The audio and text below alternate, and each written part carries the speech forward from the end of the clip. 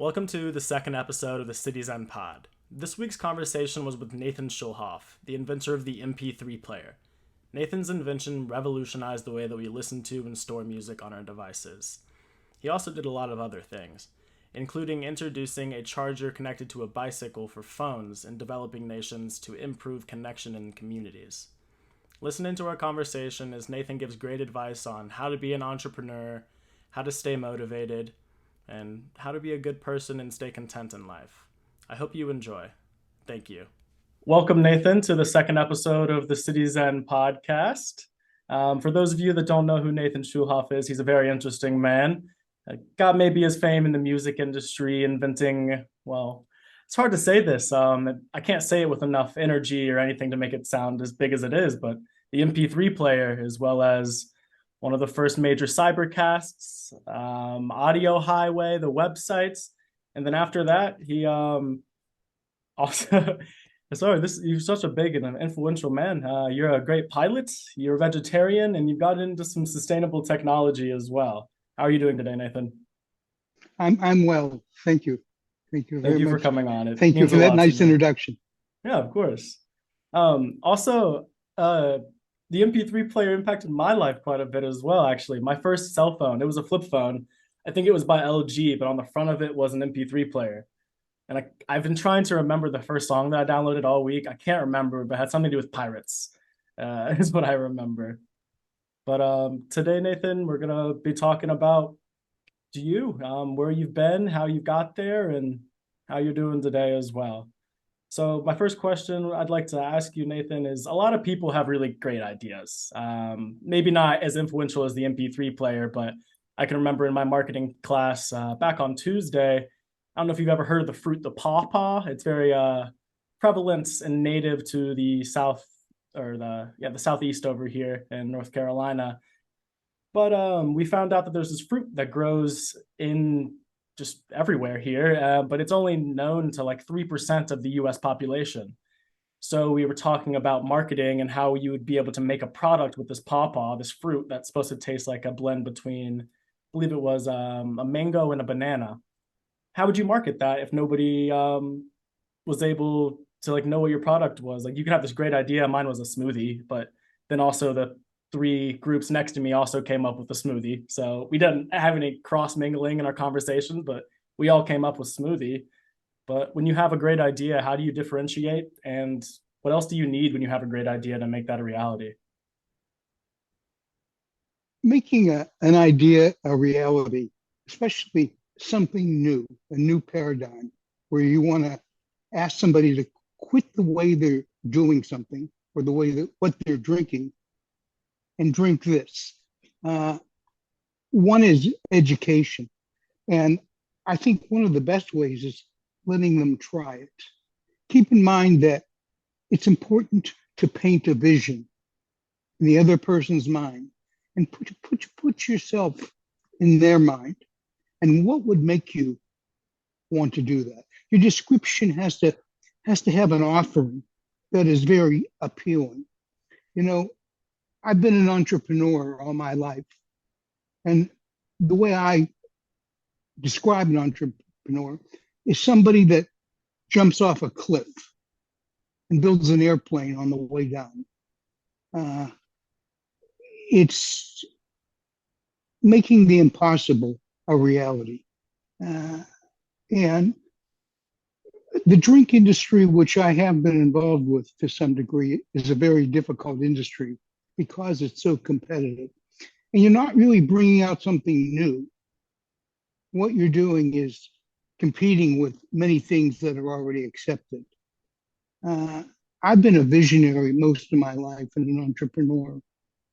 And I've tried to find things that are disruptive, that where you totally change the way you do something and convince somebody you should do it this way. For instance, the internet was very much disruptive. It changed our life in so many ways. And I consider myself very fortunate that I got to be a part of the early days of the internet. Before Amazon, I remember when Amazon only sold books and they were new and there was a buzz about them, how easy it was to order a book and have it delivered to your home. Because prior to this, the most innovative, disrupting thing was a shopping center.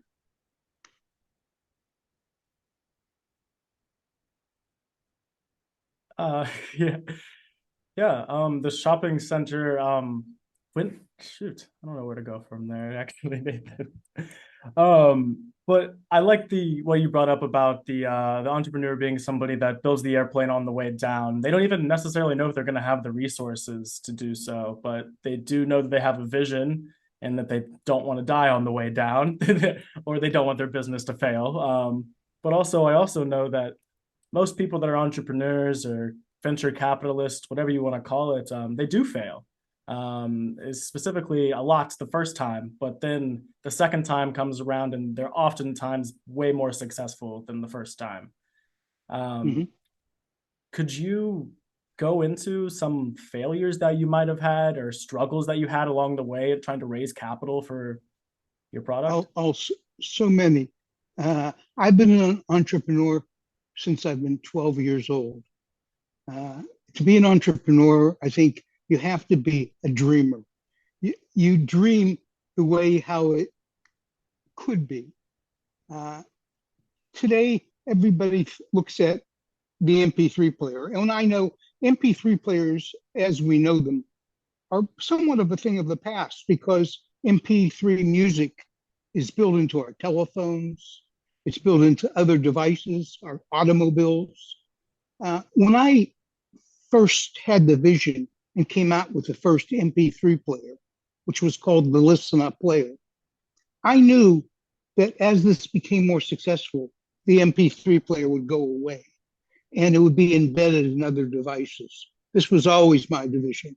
So when I used to ask people, "Do you have an MP3 player?" And I would get a response, "No, I listen to music on my phone." Well, that's still an MP3 player. It is. It just evolved. Uh, I Many people go to venture capitalists and raise money from venture capitalists, from institutions, and from funds. Once you've had your first success, it's easier to do that. I had great difficulties doing the MP3 player. I started it in 1994 and brought it out in 1996, and it didn't start to become popular till the early 2000s for a few reasons. One, you're totally changing the paradigm of the way people listen to music, and even more important, the way music is sold. Back then, it was sold in something called record stores, Yes. even though they would sell 8 tracks and cassettes and CDs.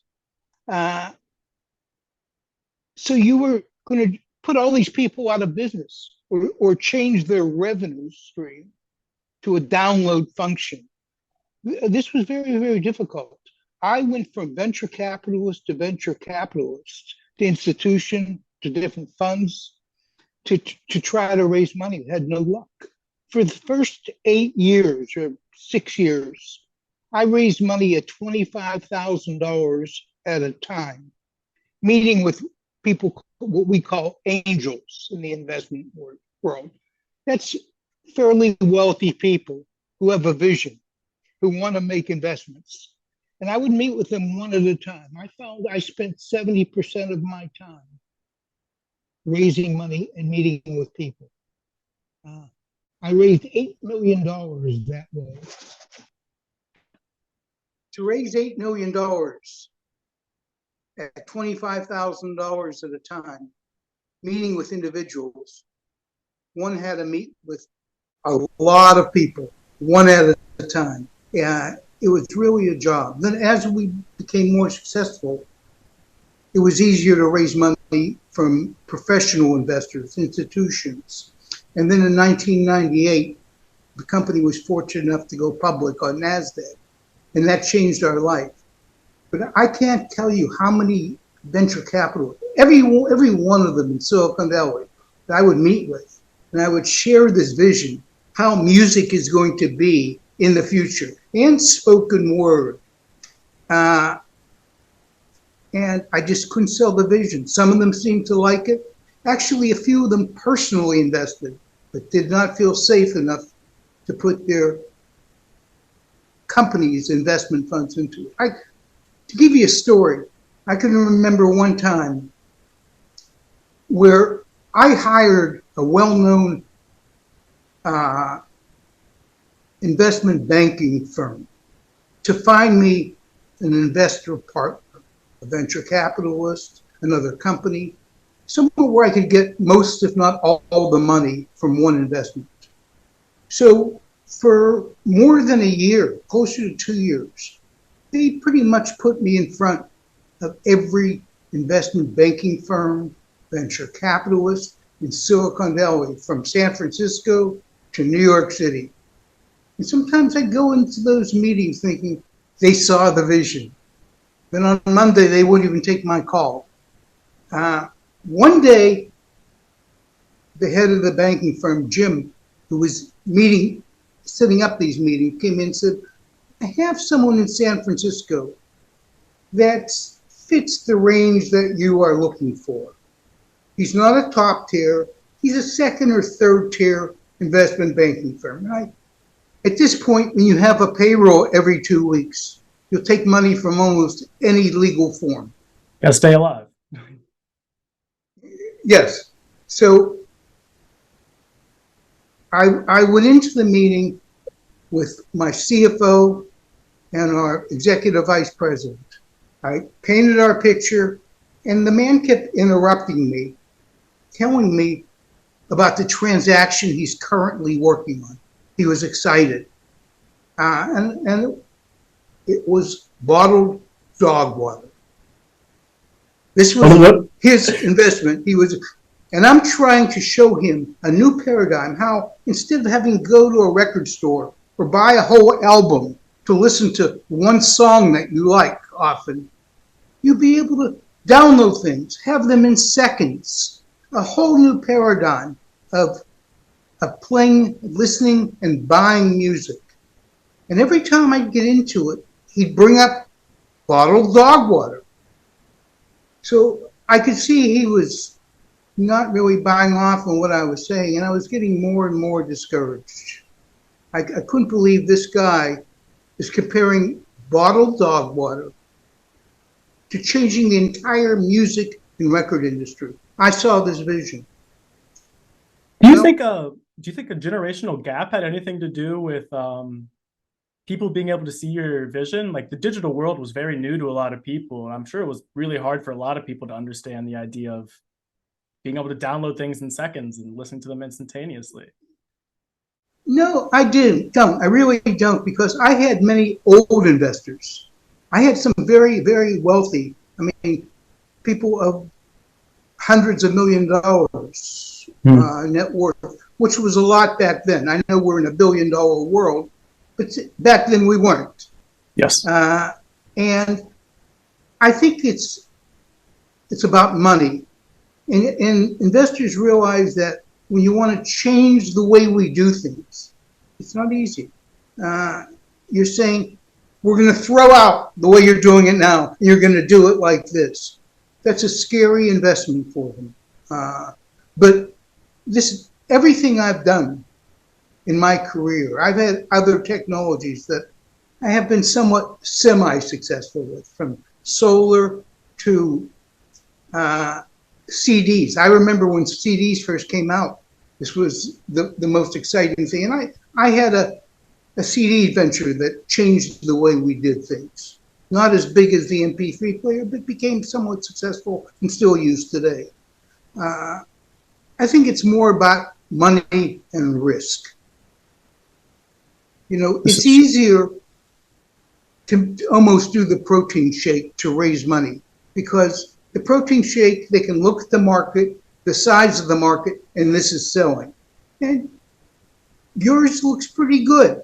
But when you say you're going to kill the drink industry and people are going to drink by swallowing a little capsule, and that's the same thing as a bottle of Coke, that's a big change. And it's hard to do change. And that would be big difference with the consumer satisfaction in particular. That's way different consuming a pill rather than enjoying almost a meal over time rather than in seconds. Exactly, exactly. So if you're trying to say, put your money on this, it's more of a risk for the money person. Yep. That's true. Before we go on to my next bigger question, while you were in this phase trying to raise capital for your great idea that obviously played out, what networking tips would you have for people? Because like you said, you got turned down for a lot of people. How'd you stay motivated to get up every day and go talk to more people? Passion. I always say one of the most important things an entrepreneur needs is passion, because you face a lot of discouragement. It's important to wake up every day and have that passion. I believed in what I was doing. I used to say, I live it, I breathe it, I sleep it, and I eat it. And I did. Also, a lot of friends around me. And my network consisted of my investors. I had quite a few of them that put in as little as 10,000 and as much as 50,000. I had one wealthy man that put in hundreds of thousands of dollars over a few years, kept increasing his investment. A San Francisco real estate man who was older, an older man at the time, and he really saw the vision, and he was a believer. It was my network. It was the people around me, the people that worked for the company. And although we did not have much success on raising money from institutions, where we did have success is magazine articles. They ate it up. Editors loved it. We got a lot of publicity. I had a very good public relations firm called Politis and Company. A man named David Politis out of Salt Lake City, who took me on media tours. And we were in everything from Playboy magazine to Wired to PC Wow. Week to Good Morning America, the Regis Philbin Show, Entertainment Tonight, and they ate it up. We also won a lot of awards. We won the People's Choice Award, where we were competing with a couple hundred companies, and you had to present your idea. Then they would accept 20, and you would give your presentation to all these judges in the audience. And we won that. That's a major accomplishment. Yes. Yes, I sent you the video on that, actually. Yeah, I was. I took a note on the bottom of that, but I don't have it here with me right now. Um, After your product had gotten all this FaceTime and everything, there was a video clip that you did send me from Fox when your product made 90 or jumped up 91% in 2 days, and they just kept asking you and asking you if somebody was going to buy you, or were they going to buy you? Are you talking to anybody, Nathan? Are they going to buy you? How much did that annoy you, or like how did that feel? Being in that position where you probably had a little bit of knowledge of what was going to happen, but you were on TV and yeah. That was the Neil Cavuto show, who's still on Fox News, I believe. And he had Fox Business News at the time. He was a much younger man. This was, I think, 1999. And we were already a public company. And you have a lot more liability of what you say with the Securities and Exchange Commission, with the public. You have to be careful of what you say. And every time I would do a show after we were public, I had 4 or 5 lawyers that would sit down with me and tell me what I can say, what I can't say. And that's sort of why, before that show, it was a big show at the time and a big audience. And my lawyers really prepped me to be very, very careful, probably over-prepped. I would probably open up and take more risk these days. But then I was much younger, and I listened to my lawyers. Yeah, you see, I'm sure you know who Elon is and follow him in the news a little bit. You see what he does with his bold claims and everything, and I think it helps him quite a bit more than people imagine. And he's able to do a lot more with saying those. I do too. He may be a little too bold for me, but his visions are fantastic, and he's done a great job, whatever one thinks of his personality. I know I You didn't. know, Yeah.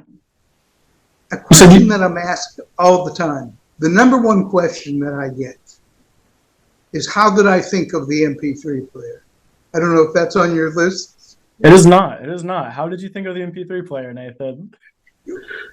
Well, it's a good question. Uh, the way I thought of it was, people don't know this, but prior to the MP3 player, I had a company with a new technology that's still utilized today, and you've probably used this, and it was called Test Drive.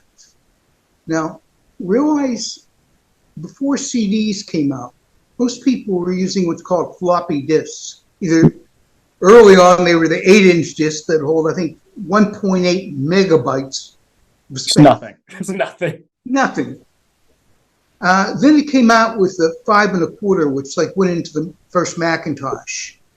And that held a bit more. I don't recall how much it was, but it was a bit more. Then came out CDs, which was used for music for years, but not for data. And they held approximately 540 megabytes. This changed the world, how we could transport larger programs and send larger amounts of data in a storage device. Of course, this was long before thumb drives or USB drives. And I found the technology of a company that wasn't doing well, and they had one asset in there. And what this was an encryption that you could put on software or anything that would unlock and lock things over the phone. And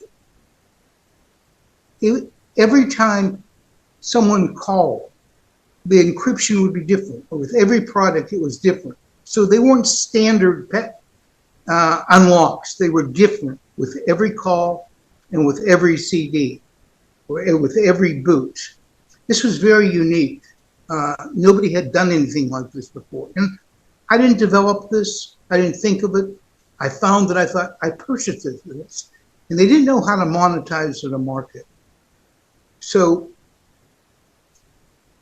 what I did was I went to every major software publisher in the business, from Microsoft.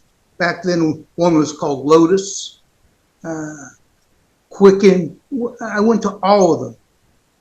And I signed contracts with them to distribute their software. First, I had to show them that it was secure, because that was very important. Because software back in those days came with protection on it. You couldn't copy it. And we ended up signing contracts with most of the major software.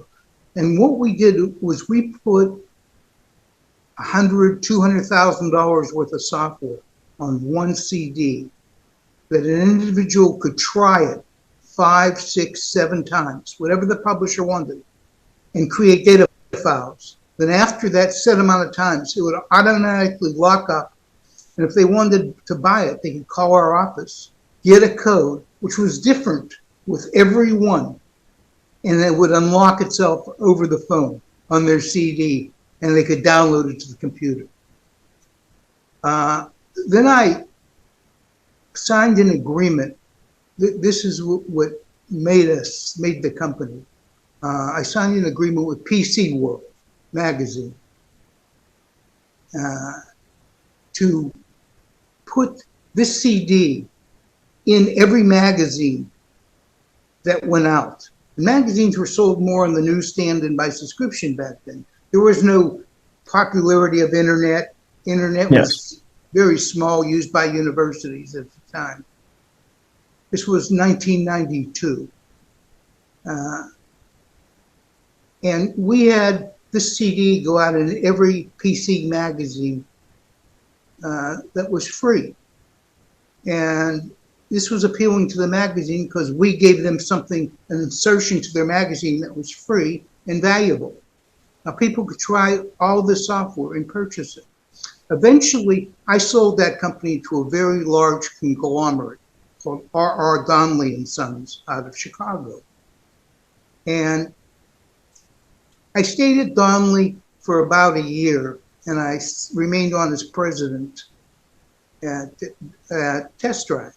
But I didn't fit into Donnelly. They had 80,000 employees. I scared them. They scared me. It was a very, very friendly departure. But after a year, I decided to move on. And I thought, what am I going to do next? I'm wake up trying to think of ideas. And I thought, well, this test drive was great. And the internet was just starting to get a little bit popular. And I thought, if we can do this with software, we can do this with music. And that's where I had the idea of downloadable music to your computer to listen on or to portable devices. And that's when I started building the first MP3 player, or the listen up player, as we call it. Yeah, I think a lot of people have obviously not the same stories, but a similar path where you take past experiences and something that was very successful and then you recreate it in a different industry and blow it up even farther than you did before. It's really cool. Another thing about an entrepreneur. See, an entrepreneur is generally first. And most people don't realize this, but generally the more successful product is the person that does it second. Because they learn a lot from the person who does it first. And many times the company does it better. I'm learning from one of my... Go ahead. I'm learning from one of my... we're talking over each other. You go ahead, Nathan. You got it. So I was just going to say, a good example is the iPod. From mine to the iPod. The iPod was a fantastic program. Their back end was beautiful. But go ahead. You learned that from... Yeah, I'm learning that a lot from one of my colleagues here. A lot of my program is international, and one of the fathers of somebody here, I'm not going to say names or anything, but owns a company that manufactures and distributes audio for cars. But the only way he was able to do so is looking at other companies first and how they were doing it. And I'm learning a lot of details about how that process goes on, especially with international protections against intellectual property and things. But I think it's very fascinating, and I think we're seeing a lot of that currently, for sure. But it sparks innovation. It sparks a lot of innovation because we both have some type of Bluetooth headphone on, but they're vastly differentiated as well.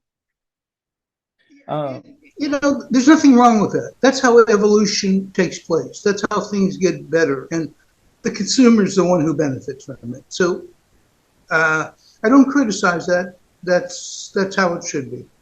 Yeah, and this goes a little bit into our next segment, and with the nature stash. That's a problem that Stan had stated last week with his product.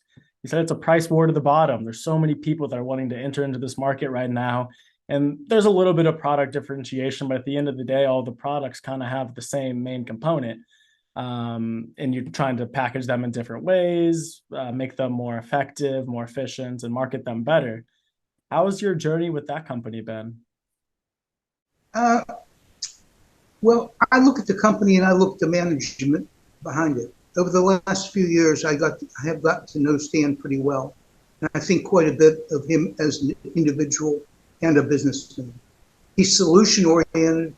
And with products, especially one that you're going to digest, whether you smoke it, whether you eat it, quality is very, very important. And to a degree, price should be secondary for something like that. I don't mean you want to pay double, but I happen to know Stan. Many of his products, he farmed, he grew, made sure it was organically grown. Ones he doesn't, he substantially checks the company out, checks the product, checks the ingredients, and has it lab tested. So with Nature Stash, just from the name, I would know I'm getting quality. And I'd feel better by putting something like that in my body, rather than somebody that's just looking on price. How can I get this cheaper? He will sometimes take a smaller amount of profit to get a better quality product and make sure the consumer gets really the best on the market. His products are pure, There's no additives. There's nothing that can hurt you. Anything that Nature Stash sells. Uh, and I say that from the bottom of my heart and with all sincerity. I've gotten to really know that about the company and Stan's personal procurement process. On many of his products, he grew his own hemp. I saw pictures of the farm. He'd walk the fields every day.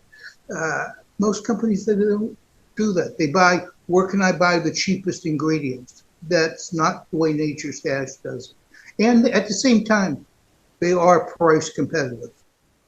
Yes, they are. They might be a little more expensive on some products here and there, but compared to the quality that you're getting from that product, I think it's very valuable.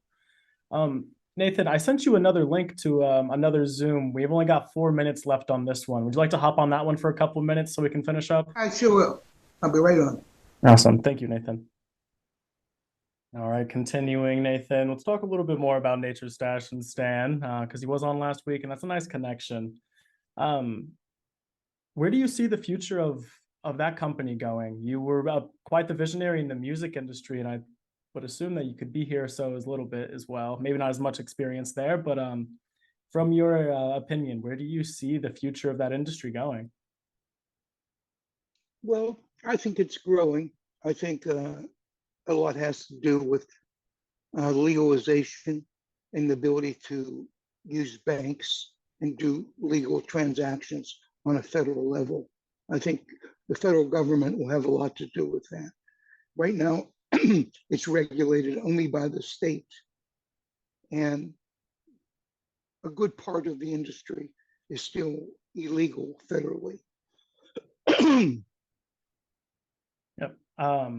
For me, that regulation, especially coming from my background, means a lot for urban communities because, as we know, there's a lot of people that are in prison or in jail for crime or cannabis crimes that those people could be out there being productive members of society and their families wouldn't be torn apart. That would mean a lot to me personally. I'd be happy dying that day. It'd be fine with me. I agree. One of my personal peeves, which I don't talk about much, is the entire criminal justice system in the US is a bit unfair. There are a lot of people in prison serving long sentences that really shouldn't be there. If you look at and Americans don't want to hear this, but if you go to other countries and look at prison reform, it's very different than the US, and it's been successful, okay? Especially in the Norwegian areas, the way they look at prison, it's not for rehabilitation. It's for punishment and vengeance in America. I don't want to get into this because people No, would no, attack me, but I agree with you. People are serving less time for marijuana than politicians, and who do far more serious crimes. Yep. You don't have to say anything on this at all, but I'm gonna state my own opinion because this is my platform. But it's confused me a great deal with the current or recent situation. I guess it's still current. I haven't been keeping up with it as much, but with the women's basketball star Brittany Griner being arrested in Russia and held as a political prisoner there for something that's illegal in our own country, yet we're trading a foreign asset in Victor Putin. We don't have to talk any further, but I think it's quite interesting that it's a crime here, yet we're still trading. I love Brittany Griner. Don't think she should be in prison, but it's a little hypocritical of our government to me. Well, I don't know that our government had anything to do with it, but yes. it's a tragedy. She for 10 years, and the amount that she had was like almost resin. Yeah, it was like the residual. To take 10 years of someone's life away like that isn't about justice. No. Yeah, then she's definitely being held as a political pawn, which sucks. But it's making Yes, she us, is. yes, making me reflect on our criminal justice system and how we deal with those types of situations. But let's start to wrap up and get away from those topics. We could stay here for another couple hours and talk about Well, that stuff. I worked in a prison when I was a very young man. Oh, wow. I, I was a rehabilitation officer in a VISTA program. I don't know if you know what VISTA is. It's like the With Peace Corps, but it's domestic. yeah, the AmeriCorps Vista system. Yes, I looked at getting a job there as well, but sadly, my loans are too high for them to pay them off. So it just wouldn't have worked out for me. Well, I did it when I was in law school, and I did it for a year in San Francisco. Uh, and it showed me a lot. Yeah. I, I also have a personal friend that was wrongfully convicted of a crime, wrongfully, one he mhm. did not do, and spent 42 years in prison. Oh my. I Who's out now, but yeah. he's 73 years old. Yeah, he's 73. Did he have a family? He did, and he No. was a lawyer. Oh my gosh. No, it's quite insane the way that our system works. Even if there are some people that like are rightfully convicted, maybe if it's of a minor offense, that shouldn't be gone that long as well. If that interests you, I'd be glad to send you an article on this Yeah, gentleman.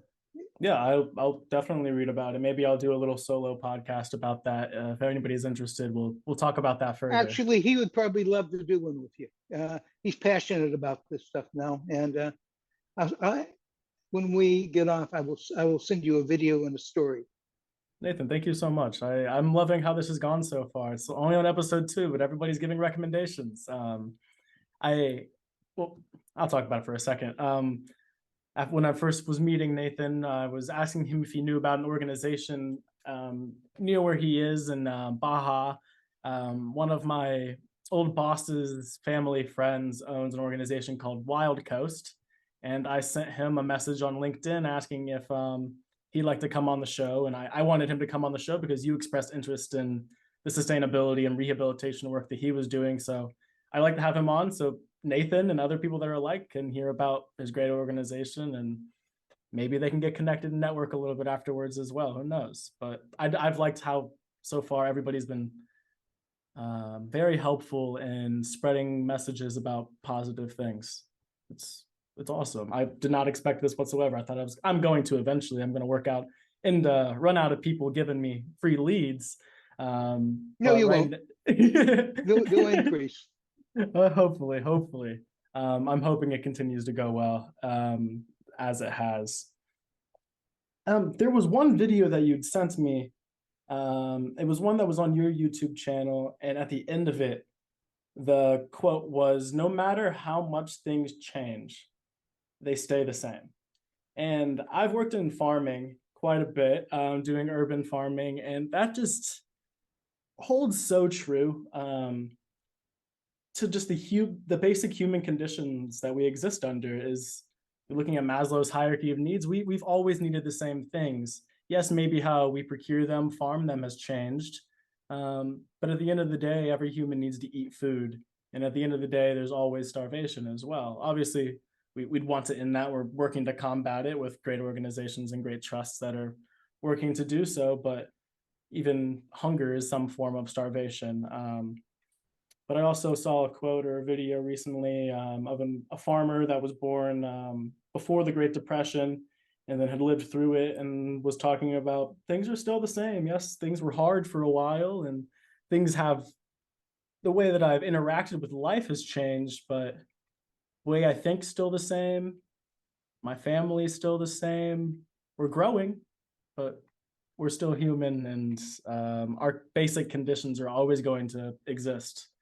For you, how do you take that quote? No matter how much things change, they stay the same. Because they do. Just look at life. You know, look at some of the same factors that control people's lives: greed, hatred, love. Uh, it goes, it comes back, it goes. It has a different mask on, but things remain the same. Uh, we distribute music very differently, but we still find music soothing and a way of expression. Uh, things I remain the same. I have some interesting notes about music as well. I'll make this quick. I've got maybe two more little questions for you. But when I was working that Fish concert with Stan, I sat outside with somebody that I met there that actually was from my hometown, not from there, but he was currently working in my hometown at a pizza place. If you're listening, Austin, hi. But we sat there outside. He wasn't vaccinated, so he wasn't able to go into the concert. He didn't even know that he needed a vaccine card. He was like that under a rock. He didn't know he needed that to go into concerts and things. Um, but so we sat outside the concert on the bank of a little pond there, and we talked about energy creation and how that concert was creating energy in forms that I don't think a lot of people think about. And I think music and the way that it's changed. I've currently was watching the Woodstock 99 documentary that talked about the difference between Woodstock 69 and Woodstock 99. And they're just vastly different forms of music. And if you're having that different type of emotion with 250,000 people, obviously the Fish concert wasn't that big, but it was something that you could feel from the outside. You could feel people's minds changing from the outside, and even like the wildlife outside, the pond before the show, it was still. Towards the end of the show, when the encore was happening, bass was the heaviest it had ever been. You started to see the water move a little bit more. Like the organisms within that pond were, I don't know, I think they were dancing a little bit. But that vibe that was being expressed by the people there, I don't know. Music is very influential, and we all listen to different types of it. But I'm not an expert on the topic. I just think it's really interesting the way that music creates different forms of emotion and energy. Albert Einstein said everything is energy. And if you really look at it, everything is energy and everything is connected. You know, It is. We're we see all a hand, we're in a bubble. if you take it to a microscope, smaller, smaller, smaller, there's just everything is the same moving around uh, Yeah, in different forms. that's what I got from John Green's book. I'm from Indiana, and I don't know if you know the Green brothers, the Hank and John Green, but they make YouTube videos educating people.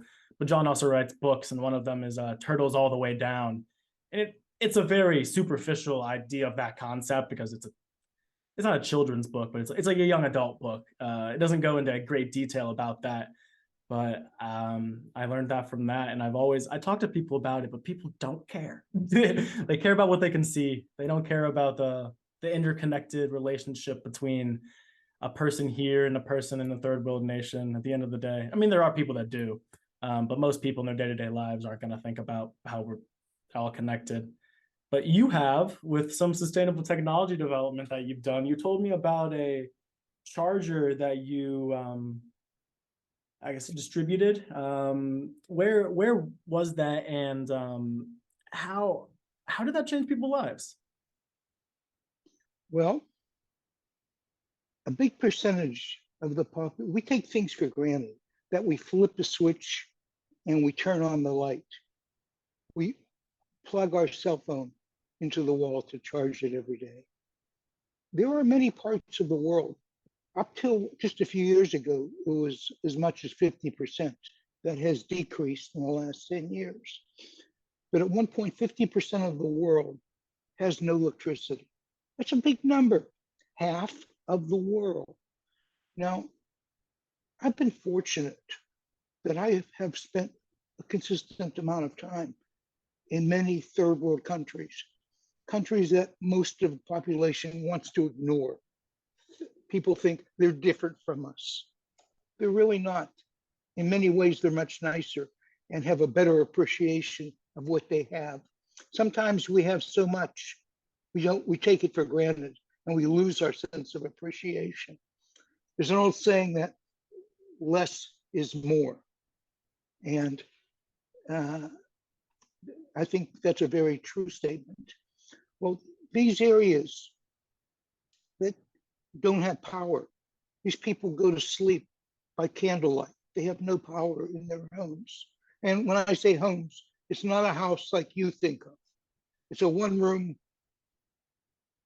shack Sometimes that that made out of makeshift material just found. many times, many times, whole cities are that way. In Africa, in El Salvador, I've been to these places. But these people are loving. They'll invite you to their home and share a meal with you. They're it's been a true educational experience for me to go to places like this, through Chile, through uh, I've traveled extensively to many third world countries, and it's taught me a lot.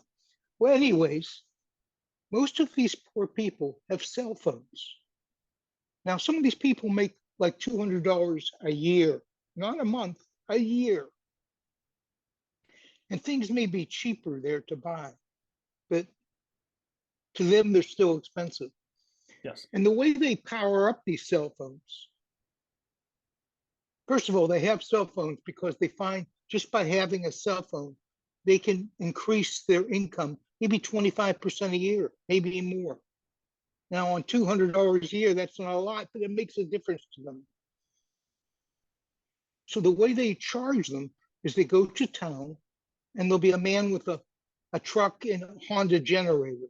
And you leave your phone, you get a ticket, you come back, you pay a small amount of pennies, and your phone is charged. And when you need it charged again, you do that.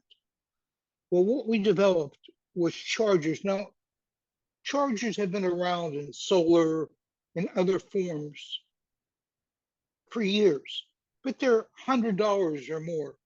That's 6 months worth of income for these people. They have to buy food. Well, we developed an old technology that's been around for years. When I was a kid, on your bicycle, you could put a thing that rubbed up against your tire. And as you would drive, the headlight would go on your bicycle. Well, we used this technology, we refined it, and we made it so it could charge your cell phone.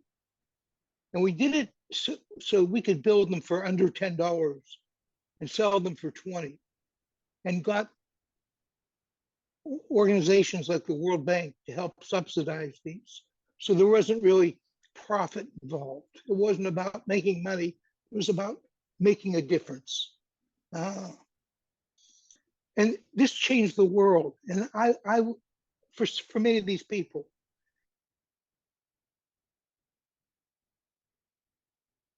I can't hear you, Nathan. You got muted somehow. Just the last couple of seconds. excuse me, I would go on many of these distribution trips, and tears would come down these people's face. I mean, uh, especially in America, we have these visions of migrants coming and they're going to hurt us. People fail to realize, and the people filled with hate take a small portion of these migrants and show them as criminals. Most of these people aren't criminals. They've experienced true hardship. And that's how America was built. Being a Jew, which I am, I think during the Nazi era, what if the same mentality existed then? And Jews weren't allowed in America. And there was people filled with hatred saying that they're coming to steal our money. I probably wouldn't be alive today.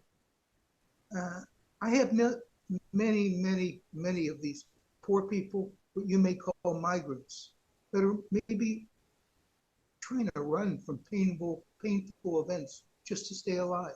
It doesn't mean they're stupid. I have met some very brilliant, poverty-stricken people who, given a chance, could make a difference for people that aren't poverty-stricken or become what we feel is a successful person. Sometimes if somebody says something negative about a person who you don't know, then you meet them. We have a bad feeling that starts. Our first impression comes from somebody else. We're not an open society, and I think our visions are and our impressions many times, unfortunately, are built on fear. They're built on fear that is uncalled for. So I'm probably getting a little more personal than I like to get, but myself traveling throughout Africa, throughout Chile, through El Salvador, Nicaragua, I have seen a lot. And I spend most of my time in Baja, Mexico. And, you know, I've spent a lot of time in Mexico, years now. And Americans only hear about the Mexican people are coming. Well, most of Mhm. the Mexican people don't want to leave Mexico. They don't want to live in the United States. In the last few years, there's been more people moving to Mexico from the United States than from Mexico to the United States. People don't realize that statistic. Many more. It changed about 8 or 10 years, about 10 years ago, where, you know, Americans look at the poorest of the Mexican people, not necessarily bad. There are many, many professional Mexican people. It's a wonderful place to live. There's, you know, I did a thing of what's so special about living in Mexico, and there was a lot. In America, we have to have the latest iPhone. We're constantly looking to make more money, and we don't focus on a quality of life. In Mexico, people take their time. When you're done with your meal, you don't immediately ask for the check. You talk. Even lunch is more of a ceremony. Family is much more important in Mexico than the US. We have a slower pace of life. There's a deeper appreciation. And Mexican people are very, very kind. Quite frankly, I've never seen a cartel person, or if I have, You don't know. I You probably I have. don't know. Yeah. I probably have, but you know, it's no different than gangs in the No. U.S. Them as gangs. Every city has gangs. Okay, I've never been Mhm. robbed. I've never. No, I don't go to bad neighborhoods, but we have this vision, and the vision is usually wrong. Uh, Let's go the single story. I've watched a lot of TED Talks and read a lot about that. We oftentimes have one idea and we think everybody has to be that way, but that's just not the way that is. Not everybody can be the same way. It's not possible. I have spent combined years of my life in China. Now, I'm not wild about the Chinese government, but the Chinese people couldn't be kinder or nicer or warmer. Uh, I've enjoyed my time. I have many friends who live in China, not only the big cities, but deep into the factories. Uh, and again, I'm not a fan of the Chinese government. And quite frankly, either are they. Yeah. Uh, but people, like we said, things remain the same. People are people. Uh, Young people are not born with hatred in their heart. It's learned. And it's learned basically out of fear. If you can get rid of that fear, you'll have a much quality of life, better quality, built on love rather than fear and hatred. I think travel helps that fear quite a bit. You've done a lot more international travel. I've done a lot of travel across I-70. I think I might have talked about this in the episode with Stan as well. But that's taught me really to alleviate my fear of people in new situations. My friends and I like to go camping with minimal resources as long as we can. And for me, that's built a resistance to fear. And I think in my family, it's a little bit more in my genes. Um, Connected to World War II, my family is very close. My grandmother was from Austria, in Vienna, I believe, and she was Mine too. ostracized. What was that? Mine also. Oh wow, we could talk about that again some other time as well. But she came here after I never met my grandmother or my grand or this grandfather. My mom's had me when she was a little bit older, so I didn't have that opportunity. But I'm told that her spirit lives on in me. there were some phrases I said as a child a lot that like she would say all the time, and my family was like, "How does he know that?" Um, but she was ostracized from her family, and my grandfather, I guess, was a little shady at the time. He was a World War II soldier for the Americans and was stationed in Austria and met my grandmother, but he had failed to mention to my grandmother that he was previously married, and didn't work out well with my grandmother's family. So she was actually kicked out of and ostracized from that village and family, and had a child with my grandfather at the time. He had already come back to the States. So she got on a boat, came all the way over here with my aunt who was recently passed. It's pretty tragic for our family, but with my aunt in a basket and a pendant. I can't remember the currency of Austria on her necklace, and my mom still wears that, and it really helps us to know that like we're moving and there's nothing to be fearful. Everything's going to work out. Maybe not jumping off a cliff, but hopping on a boat, which that boat ride has also been tragic for a lot of people as well. So there is stuff to be fearful with that transaction. But I think anybody can, if they see themselves as the resemblance of their past and growth and positivity, can really grow to be anything. Obviously, I'm still young and getting started, but I've got quite the aspirations in life. And meeting you and Stan and seeing how much people are able to talk to me that are in vastly different socioeconomic classes than me, have had better experiences than me, shows me that I've got a good future. I don't need to be fearful. It's not comfortable right now, but um, I've got a lot of passion for what I can see in the world as well. And this conversation's sure that up as well. You're a great person, Nathan, and I really appreciate the conversation that you've been able to have with me today. Um, we've talked about a lot today. Is there anything else that you'd like to give a couple extra words on? And if not, we can. I have a final question for you. Well, these days I find I have more peace with myself because I describe myself as I'm a comfortable minimalist. Comfort is still important to me. I appreciate things that I have. Most of them are the natural things. I walk on the beach almost every day for 2 to 4 miles every day, or 5 days a week. Uh, don't be driven by fear, and don't live through someone else's adventure. Find your own adventure. What you'll find out later in life is that people aren't thinking about you, and impress yourself, not others. All right. Yeah, that's great advice, Nathan. Thank you. I've got one more last question for you. It's pretty basic.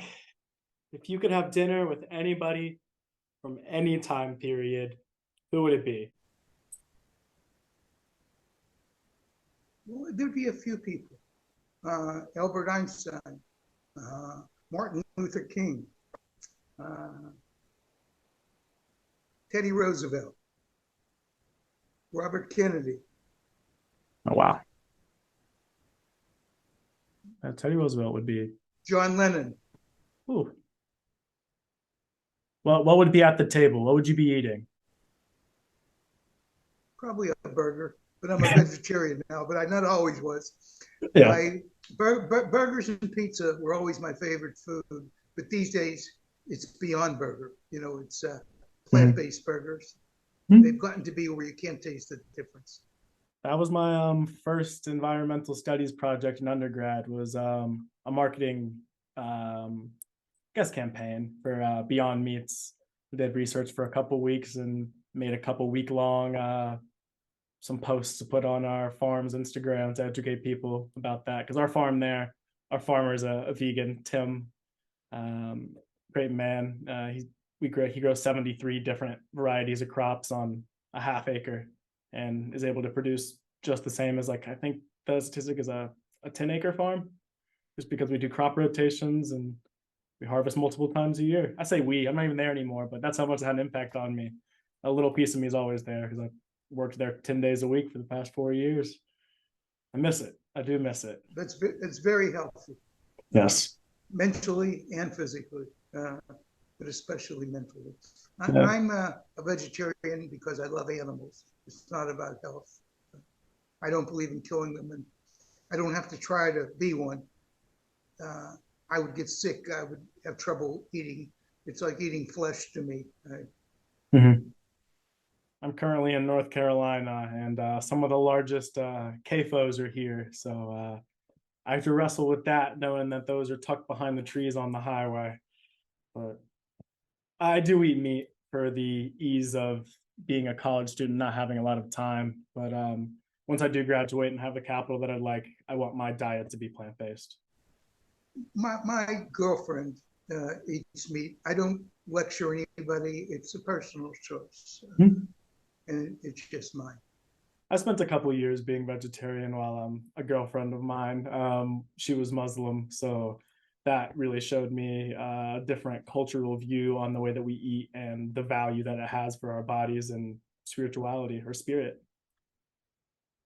Nathan, I have nothing else for you other than just a great thanks for talking with me today. I'd love to talk to you again, and I'll definitely give you a phone call sometime soon and let you know how this all goes. Thank you so much, Nathan. Anytime. Uh, it's my pleasure. Feel free to give me a call anytime. Maybe I can come down there sometime. We can do this in person. We'll have a better interview and Yeah. go deeper. Thank you so much, Nathan. Thank you. Thank you for listening to this week's episode of the City Zen Pod. If you enjoyed, I'd really appreciate it if you could hit the subscribe button as well as like this video. Also, leave any comments down below about what you thought about the conversation or who you think I should have on in the future. I've gotten off to a pretty good start, I think, and I can't wait to see where this continues to go. Thank you for this amazing conversation, Nathan. I hope to see you again.